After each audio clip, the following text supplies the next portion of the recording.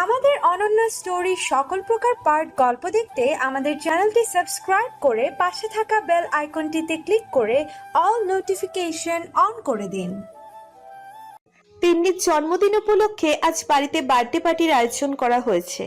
সন্ধ্যা হতেই পার্টির তোড়জোড় শুরু হয়ে গেল। জুহি তিন্নিকে হোয়াইট কালারের একটা প্রিন্সেস ড্রেস পরিয়ে নিয়ে এলো, মাথায় প্রিন্সেস ক্রাউন। ছোট্ট তিন্নিকে বারবি ডল পুতুলের মতো লাগছে। আদ্রিতা তিন্নির সাথে নানান ভঙ্গিতে সেলফির বন্যা বইয়ে দিচ্ছে। ছোট্ট তিন্নিকেও পাউট করা শেখাচ্ছে, আর তিন্নিও একেবারে বড়দের মতোই ঠোঁট চোখা করেই আদ্রিতার সাথে ছবি উঠছে।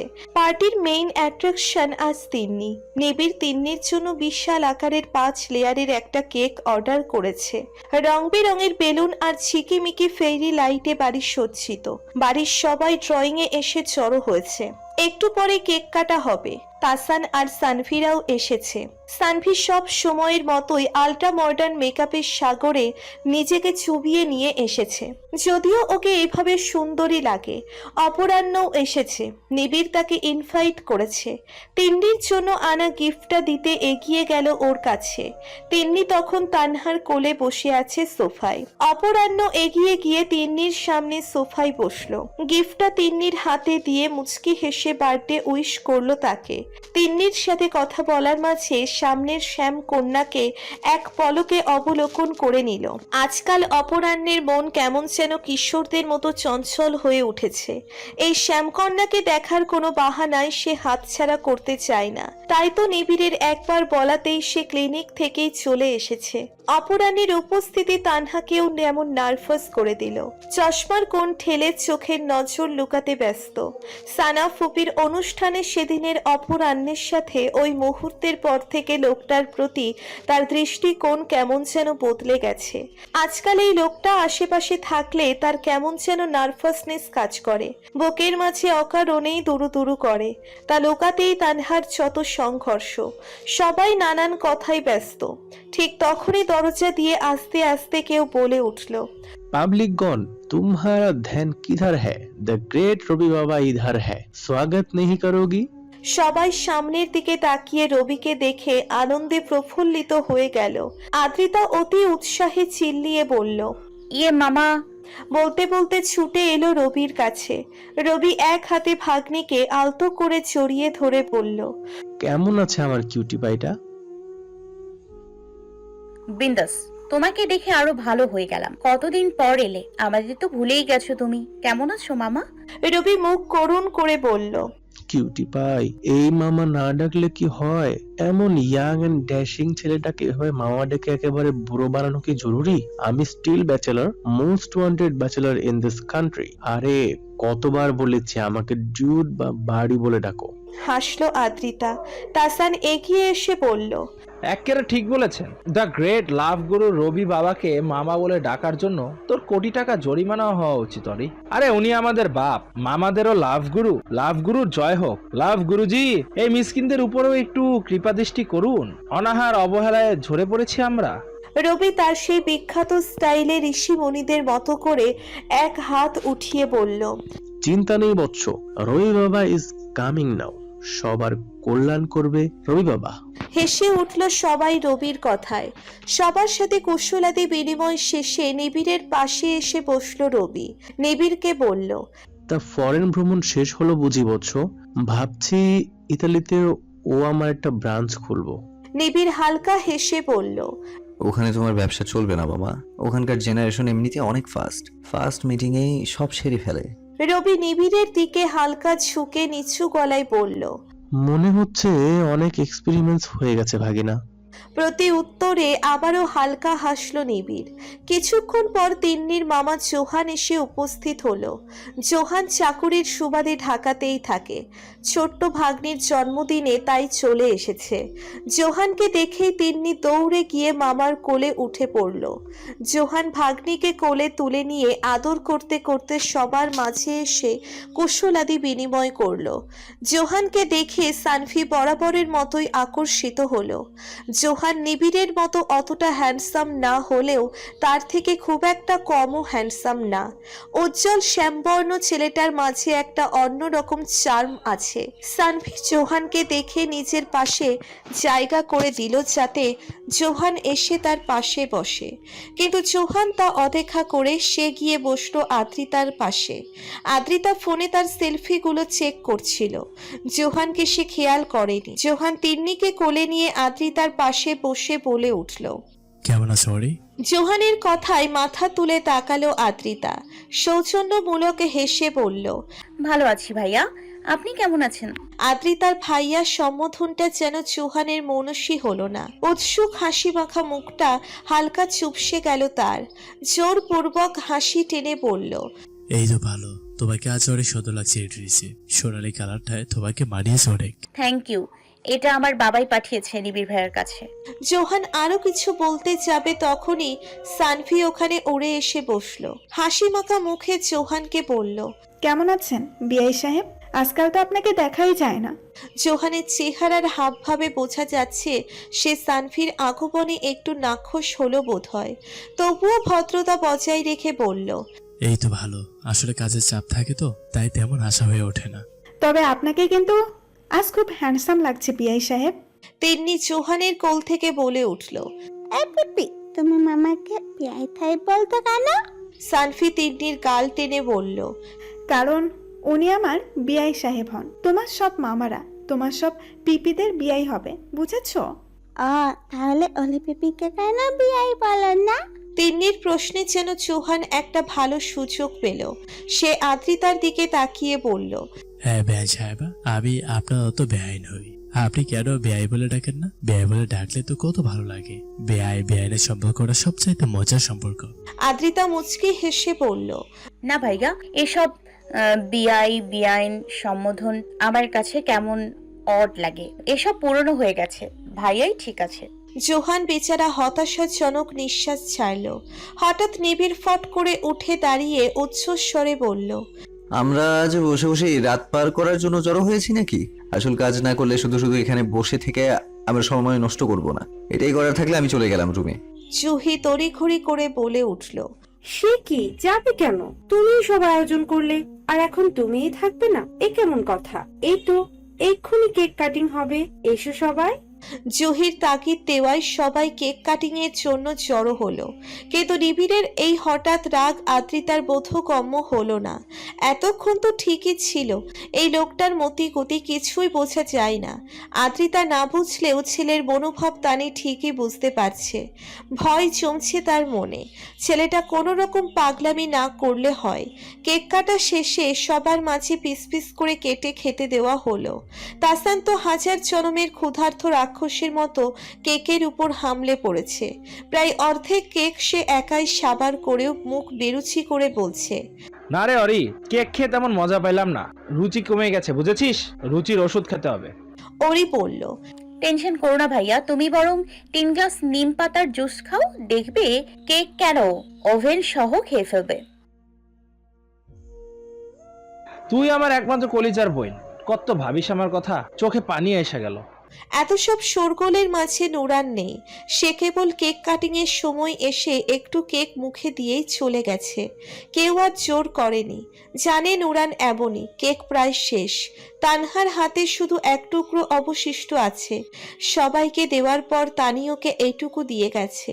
তানহা খেতেই নিবে তখনই দেখলো অপরাহ্ন দরজা দিয়ে প্রবেশ করছে। কিছুক্ষণ পূর্বে ফোনে কথা বলতে বলতে বাইরে যেতে দেখা গিয়েছিল একবার, তার মানে উনি নিশ্চয়ই কেক পাননি। তানহা একবার নিজের হাতের কেকটুকুর দিকে তাকালো। বার্থডে পার্টিতে দাওয়াত দিয়ে কেকই না খেতে দিলে বিষয়টা কেমন দেখায়। তানহা নিজের হাতের কেকটুকু নিয়ে অপরাহ্নের দিকে এগিয়ে যেতে নিল। তখনই অপরাহ্নের আবারও ফোন এলো বোধহয়। সে ফোন কানে নিয়ে বাহিরে চলে গেল। তানহা কেক দিতে বাইরেই গেল তার পিছনে। বাইরে এসে দেখলো অপরাহ্ন পুল সাইডে দাঁড়িয়ে ফোনে কথা বলছে। কথা শুনে মনে হচ্ছে ওনার ক্লিনিকের কোনো স্টাফের সাথে কথা বলছে। তানহা অপরাহ্নের পেছনে গিয়ে চুপচাপ দাঁড়িয়ে অপরাহ্নের কথা শেষ হওয়ার অপেক্ষায় রইল। কথা শেষ করে পিছনে ফিরতে নিলেই হকচকিয়ে গেল অপরাহ্ন। দুই হাত হাত দুপাশে তুলে একটুর জন্য তানহার সাথে ধাক্কা লাগতে লাগতে বাঁচল। তানহাকে এভাবে হঠাৎ দেখে কিছুটা আশ্চর্যান্বিত হয়ে অপ্রস্তুত হেসে বলল, তানহা, তুমি? তানহার স্বভাবগতই চশমার কোণ ঠেলে নিচু স্বরে বলল, আপনার জন্য কেক এনেছিলাম, আপনি তো খাননি নিশ্চয়ই। কেক কাটার সময় তো আপনি ছিলেন না। তানহা কেক রাখা পিরিচটা অপরাহ্নের দিকে এগিয়ে দিল। অপরাহ্ন এবার তানহার হাতে থাকা কেকের দিকে তাকালো। মেয়েটা তার জন্য কেক নিয়ে এসেছে। তার মানে এত লোকের মাঝে সে আমার কথা মনে রেখেছে। আমি যে কেক খেতে পাইনি সেটাও সে নোটিস করেছে। ভাবতেই কেমন শীতলতা অনুভব হচ্ছে অপরাহ্নের। খুশি মনে সে তানহার হাত থেকে কেকের পিরিচটা নিয়ে মুচকি হেসে বলল, ধন্যবাদ তানহা। আসলে ক্লিনিক থেকে জরুরি ফোন আসছে বারবার, যার জন্য ঠিকমতো অ্যাটেন্ড থাকতে পারছি না। তানহা সৌজন্যমূলক স্মিত হেসে বলল, আমি বুঝতে পেরেছি, ডাক্তারদের দায়িত্ব একটু বেশিই থাকে। আপনি খান, আমি আসছি। বলেই তানহা ঘুরে যেতে উদ্যত হতেই অপরাহ্ন ডেকে উঠল। তানহা, তানহা আবার ফিরে তাকিয়ে বলল, জি। অপরাহ্ন জিজ্ঞেস করলো, তুমি খেয়েছো কেক?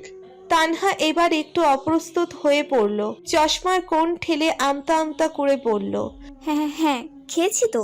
অপরাহ্ন মুচকি হেসে পড়ল, তুমি কি জানো তুমি মিথ্যে বলায় একেবারে অপরিপক্ক? ভেতরে যে কেক শেষ তা আমি দেখেছি, তাই মিথ্যে বলার দরকার নেই। তাতে কি হয়েছে, আপনি খান। আমার কেক এমনিতেও তেমন পছন্দ না। কেক তো আমিও খুব একটা খাই না, তাই আমরা বরং একটা কাজ করতে পারি, আমরা কেকটাকে ভাগ করে খেতে পারি, যদি না তোমার কোনো অসুবিধা হয়। অপরাহ্ন কাটা চামচটা দিয়ে কেকটুকুর মাঝখান দিয়ে দুভাগ করে নিল। তারপর তানহার দিকে এগিয়ে নিয়ে বলল, বার্থডের কেক না খেলে বার্থডে অসম্পূর্ণ থেকে যাবে, তাই চলো দুজনে এটা ভাগাভাগি করে খাই। অপরাহ্নের কাছে তানহার হাসি পেল। কেন যেন মানা করল না সে। মুচকি হেসে এক ভাগ কেক হাতে তুলে নিয়ে মুখে দিল।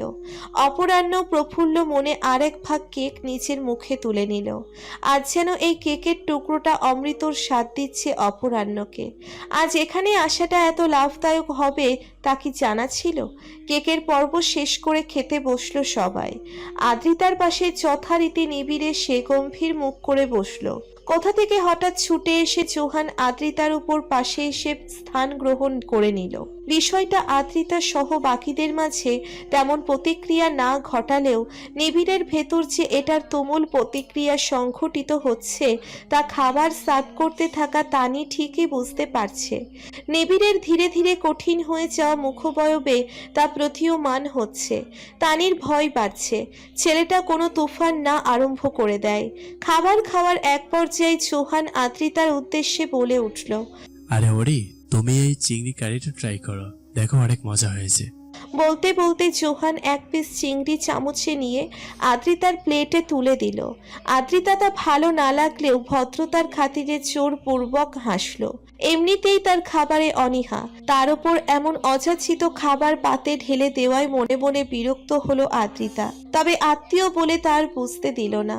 ভেতরে ভেতরে দাঁত চেপে উপরে জোরপূর্বক হেসে বলল, থ্যাংক ইউ ভাইয়া, আপনি এটা না দিলে আজ খাবারের স্বাদই পেতাম না। জোহান যেন মহা খুশি হলো, হাসি মুখে বলল, মাই প্লেজার ওরি। তুমি এত কম খাবো কেন?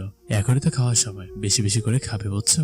তাসান মুরগির লেগ পিসে বিশাল একটা কামড় বসিয়ে চিবোতে চিবোতে বলল, হ্যাঁ রে অরি, তোর কি আমার মতো রুচি নাই রোগ হয়েছে? দেখ না, মাত্র 8টা রোস্ট খেতে পারলাম। এটা কোনো খাওয়া হলো? এত কম খেয়ে শরীর দুর্বল হয়ে যাচ্ছে, বুঝেছিস? রাস্তাঘাটে কখন না আবার অজ্ঞান হয়ে যায়। লাইফে বহুত ট্র্যাজেডি। তাসানের তীব্র দুঃখজনক আলাপ শুনে কারোর চোখেই পানি দেখা গেল না, বরং হাসির ফোয়ারা ছুটল। রবি বলে উঠল, সাব্বাস, এই না হলে বাপের বেটা। তোমার মতো রুচি নাই রোগওয়ালা লোক ঘরে ঘরে থাকলে দেশের উন্নতি অনিবার্য। তাসান তার অপমানটাকে গর্বের সহিত নিয়ে বলল, ধন্যবাদ মামা, ব্যাস কখনো অহংকার করিনি। হাসলো সবাই। জোহান আবারও আদ্রিতাকে বলল, তুমি সত্যি, তুমি খেয়ে দিয়ে একটু গুলুমুলু হও। তুমি এমনিতেও অনেক কিউট, তবে গুলুমুলু হলে আরো কিউট লাগবে, একদম আদরে আদরে। জোহানের কথাবার্তায় আদ্রিতার কেমন অস্বস্তি লাগছে এবার, কিন্তু ওই যে ভদ্রতার খাতিরে জোরপূর্বক হাসা ছাড়া কিছু বলতেও পারছে না। তবে এ পর্যায়ে হঠাৎ নিবিড় ঠাস করে উঠে দাঁড়ালো। তা দেখে চমকে উঠল তানি। ছেলের মুষ্টিবদ্ধ শক্ত রক ফুলে ওঠা হাত তার নজর এড়ায়নি। সে অবস্থার ভয়াবহতা বুঝতে পেরে নিবিড়ের কাছে এসে বিড়বিড় করে বলল, এমন কোনো কিছু যেন না হয় যাতে জুহি এ বাড়িতে নিজেকে পর মনে করে। আশা করি বুঝতে পারছো। নিবিড় তাকালো মায়ের দিকে, যেন বলতে চাইছে, তুমি কি আমাকে এতটাই ম্যাচিওর ভাবো? সানা নিবিড়ের দাঁড়ানো দেখে বলল, কি ব্যাপার নিবিড়, খাবার ছেড়ে উঠে দাঁড়ালে কেন? মায়ের দিক থেকে চোখ সরিয়ে নিবিড় গমগমে গলায় বলল, পেট ভরে গেছে ফুপি। বলেই বড় বড় পা ফেলে হনহন করে সিঁড়ি বেয়ে উঠে গেল সে। তানি যেন গোপনে হালকা স্বস্তির নিঃশ্বাস ছাড়ল, তবে পুরোপুরি হতে পারল না। তুফান সে কোন দিকে ঘুরবে কে জানে। নিবিড়ের হঠাৎ রাগের আভাস যেন কিছুটা আদ্রিতাও পেল, কিন্তু কেন তার এই রাগ তা বোধগম্য হলো না। আদ্রিতা তাকালো নিবিড়ের প্লেটের দিকে। প্লেটের খাবার যেন একটাও নড়চড় হয়নি। উনি কি না খেয়েই চলে গেল? আদ্রিতার খাবার কেন যেন আর গলা দিয়ে নামলো না। বুকের ভেতর কেমন খচখচ শুরু হলো তার। 5 মিনিট ধরে নিবিড়ের রুমের বাইরে দাঁড়িয়ে আছে আদ্রিতা, হাতে খাবারের প্লেট। সীমানা পেরিয়ে দৈত্যের গুহায় প্রবেশ করবে কি করবে না তাই ভাবছে। তখন নিবিড়ের ওভাবে না খেয়ে চলে আসাটা আদ্রিতার ভালো লাগছিল না। নিবিড়ের না খেয়ে থাকাটা তার কাছে 3 বেলা ভরপেট খাওয়ার মতো অস্বস্তি হচ্ছে। সেই ঘন্টা 2 আগে খাবার টেবিল থেকে চলে এসেছে, তারপর আর যায়নি। রুমে দরজাও আর খোলেনি। শেষমেশ আর থাকতে না পেরে আদ্রিতা নিজেই খাবার নিয়ে চলে এসেছে, কিন্তু ভেতরে যেতে ভয় করছে। না জানি লর্ড গভর্নরের মেজাজ কেমন তুঙ্গে উঠে আছে, শুধুই আগুন হয়ে যায়। সোনামা বোধহয় জন্মের সময় কোনো দৈত্য দানবের মুভি তাই তো এমন ভয়ানক ছেলে জন্ম দিয়েছে। পশমে পশমে ক্রোধ। আদ্রিতা মনে মনে নিবিড়কে আলিফ লাইলার দৈত্যের রূপে ইমাজিন করলো। বাপরে কি ভয়ানক। আদ্রিতা 3 বার আয়তাল কুরসি পরে বুকে ফু দিল। ছটাক খানিক জানটুকু হাতের মুঠোয় নিয়ে দরজায় টোকা দিয়ে মিয়ে যাওয়া কণ্ঠে নিবিড়কে ডাকলো। দরজায় কান ঠেকিয়ে কানের সামনে হাত গোল করে ভেতরের অবস্থান পর্যবেক্ষণ করার চেষ্টা করলো, কিন্তু না, ভেতর থেকে কোনো আওয়াজই এলো না। আদ্রিতা দরজায় আবারও টোকা দিতে গিয়ে খেয়াল করলো দরজার লক খোলাই আছে। আদ্রিতা তাই এবার মনে সাহস জুগিয়ে দরজা আস্তে করে ঠেলে ভেতরে উকি দিয়ে ধীরে ধীরে ভেতরে প্রবেশ করলো। জানালার সামনে শটান হয়ে দাঁড়িয়ে থাকা নিবিড় দেখা গেল। 2 প্যান্টের পকেটে হাত ঢুকিয়ে শক্ত হয়ে দাঁড়িয়ে বাইরে তাকিয়ে আছে। আদ্রিতা খাবারের প্লেট হাতে নিয়েই বলল, নিবিড় ভাইয়া, আপনার জন্য খাবার এনেছি। নিবিড় একইভাবে দাঁড়িয়ে থেকে কড়া গলায় বলল, খাবো না, খাবার সহ নিজেকেও নিয়ে দূর হ। আদ্রিতার একটু খারাপ লাগলো, তবে সে হার মানল না। খাবারের ট্রেটা টেবিলের উপর রেখে নিবিড়ের পেছনে গিয়ে দাঁড়িয়ে বলল, কেন খাবেন না? খেতে তো হবেই আপনাকে। আমাকে না কতবার জোর করে খাওয়ান, আজ আপনাকেও খেতে হবে। নিবিড়ের অথিষ্ঠ কণ্ঠ শোনা গেল, অরি, বিরক্ত করিস না, জাস্ট লিভ। আদ্রিতাও হাল ছাড়ল না। সে নিবিড়ের হাত ধরে বলল, চলুন না, খেয়ে নিন, তারপরে সব কথা শুনবো, আগে খাবেন। এবার যেন নিবিড়ের ক্রোধের বিস্ফোরণ ঘটল। রাগে আদ্রিতার হাত ধরে হ্যাচকা টানে সামনের দেওয়ালে চেপে ধরল। নিবিড়ের দিকে তাকাতেই আটকে উঠল আদ্রিতা। ভয়ে অন্তরাত্মা শুকিয়ে গেল তার। নিবিড়ের চোখ দুটো দিয়ে যেন অগ্নির লেলিহান নির্গত হচ্ছে। চোয়াল শক্ত, কপালের রগ ফুলে হয়েছে নীল। ভয়ে আদ্রিতার কণ্ঠনালী পাকস্থলিতে চলে গেল। নিবিড় আদ্রিতার মুখের উপর ঝুঁকে চোয়াল শক্ত করে বলল, একবার বলে বুঝতে পারিস না তুই? I say it leave. তোর খাবার তুই খা, বেশি বেশি করে খা। তোকে তো আবার কারোর আদুরে হতে হবে, তাই না? তো যা গিয়ে আদুরে হয়ে মানুষের কোলে উঠে নাচ, আবার মাথা ঘাস না, যা এখান থেকে। আদ্রিতার এবার খুব বেশি কষ্ট হচ্ছে। দু চোখে নোনা জলে টই টম্বুর হলো। নিবিড়ের এই দৃঢ়তা আদ্রিতার কোমল মনকে আহত করলো। সে কি এমন করলো? কেন নিবিড় ভাইয়া তার সাথে এমন করছে? এটাই তার ছোট্ট মস্তিষ্কে প্রবেশ করছে না। দু চোখের নোনা জল গাল বেয়ে পড়তে সময় নিল না। তা দেখে নিবিড়ের রাগ বাড়লো বই কমলো না। নিবিড় রাগে আদ্রিতার মাথার পাশে দেওয়ালে একটা ঘুষি মেরে ধমকে পড়ল, Don't you dare, Ori. Don't you dare to cry. না হলে আমি। কথা শেষ হওয়ার আগেই হঠাৎ কারেন্ট চলে গেল। ঘুটঘুটে অন্ধকারে ডুবে গেল পুরো রুম। ভয় পেয়ে গেল আদ্রিতা। অন্ধকারে সে ভীষণ ভয় পায়। এমনিতেও ও নিবিড়ের আতঙ্কে সে আগে থেকেই আতঙ্কিত ছিল। তার উপর এভাবে আচমকা অন্ধকার হয়ে যাওয়ায় আদ্রিতা ভয়ে দিকবিদিক শূন্য হয়ে গেল। আর তার ফলস্বরূপ সে মৃদু চিৎকার দিয়ে ফট করে নিবিড়কে আষ্ঠে পৃষ্ঠে আঁকড়ে ধরল। নিবিড়কে জড়িয়ে ধরে তার বুকে মুখ লুকিয়ে আতঙ্কিত গলায় বলল, অন্ধকার কেন হয়ে গেল নিবিড় ভাইয়া? আমার ভয় করছে, কিছু করুন না। আদ্রিতা খেয়াল করলো নিবিড় কোনো উত্তর দিচ্ছে না। হঠাৎ যেন স্থির হয়ে গেছে সে। বুকে মাথা রাখায় সে নিবিড়ের হৃৎপিণ্ডের তীব্র বেগে বাড়তে থাকা ধুকপুক আওয়াজের ধ্বনি শুনতে পাচ্ছে। সেই ধ্বনি কোনো মধুর সুরের মতোই সুরেলা লাগলো আদ্রিতার কাছে। হঠাৎ করে আদ্রিতা তার ভয় যেন ভুলে গেল, শান্ত হয়ে এলো যে। হারিয়ে যেতে লাগলো নিবিড়ের হৃদস্পন্দনের সুমধুর ধ্বনিতে। সাথে নাকে পেল সেই মন মাতানো মহুয়া সুভাষ। আদ্রিতা আরো হারিয়ে গেল। নিবিড়ের বুকে নাক ঠেকিয়ে লম্বা শ্বাস টেনে সেই সুভাষ টেনে নিল নিজের মাঝে। আদ্রিতা টের পেল নিবিড়ের হৃদস্পন্দনের গতিবেগ যেন আরো তুমুল বেগে ছুটছে। ইস, বুক ফেটে বেরিয়ে আসবে নাকি? নিবিড় তখন থেকে কেমন স্থির হয়ে দাঁড়িয়ে আছে, কিছুই বলছে না। আর না সে আদ্রিতাকে জড়িয়ে ধরেছে। এভাবে কতক্ষণ গেল তাকেও জানলো না। যেন দুটো মানব নীরব শ্রোতা হয়ে দুজনের হৃদগুঞ্জনের আলোড়ন শুনছে। হঠাৎ করে বিদ্যুৎ এসে আবার রুমে আলো ছড়িয়ে দিল। হুঁশ এলো আদ্রিতার। নিজের অবস্থান টের পেয়ে নিবিড়কে ছেড়ে ছিটকে সরে এলো সে। লজ্জার বহর ছুটল আদ্রিতার পানে। লজ্জায় তাকাতে পারছে না নিবিড়ের দিকে। তবুও একবার চোরা চোখে তাকিয়ে দেখলো নিবিড়ের মাঝে এখন আর সেই কঠিনতার ছিটে ফোটাও নেই। কেমন প্রশান্তি প্রশান্তি ভাব ফুটে উঠেছে। যাক, এবার একটু তাও ভয় কমলো আদ্রিতার। তবে লজ্জায় কেমন যেন মিইয়ে গেল সে। তা বুঝতে পেরেই হয়তো নিবিড় বলে উঠল,